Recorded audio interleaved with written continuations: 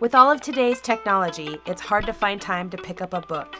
Yet it's one of those things in life that can be a profound and life-changing experience.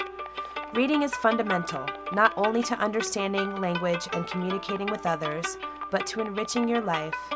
I know my own personal experiences with reading have changed my life forever. When I was growing up, I didn't read much.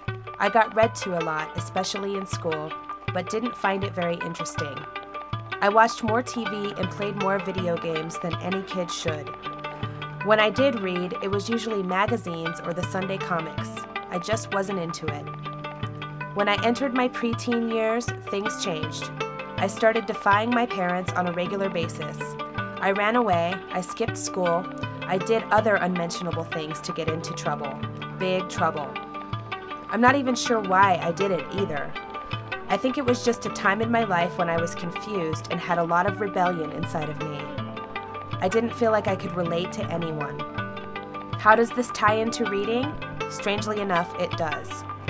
After many failed attempts by my parents, the patient souls that they are, to get me to clean up my act, I became a ward of the state. Essentially what that means is that the state of South Dakota got to decide what to do with me, and trust me, by this point, they weren't lenient on me at all. They promptly shipped me off to reform school, otherwise known as kids' jail, at the first opportunity. I spent 6.5 lonely months in this place learning my lesson, but I wasn't alone. My brother's girlfriend gave me a copy of The Catcher in the Rye by J.D. Salinger and told me I should read it. So, seeing as how I had plenty of time on my hands, I decided to give this reading thing a try. And that is how my love affair with reading really began. I was hooked from the first page on.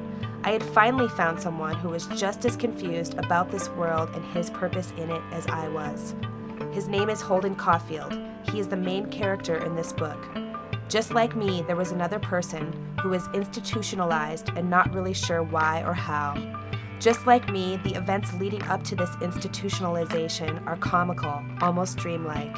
And just like me, he felt like the whole world was against him and didn't really understand him.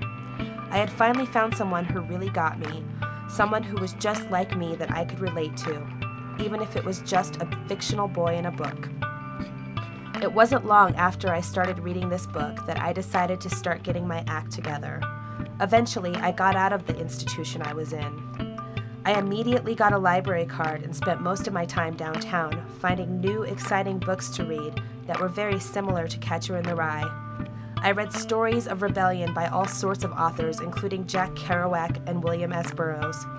Those authors and books eventually led me to read the Andy Warhol diaries about his years in the factory.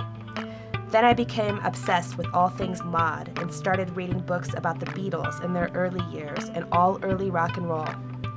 One great book led to many, many more, and it all started with Holden Caulfield.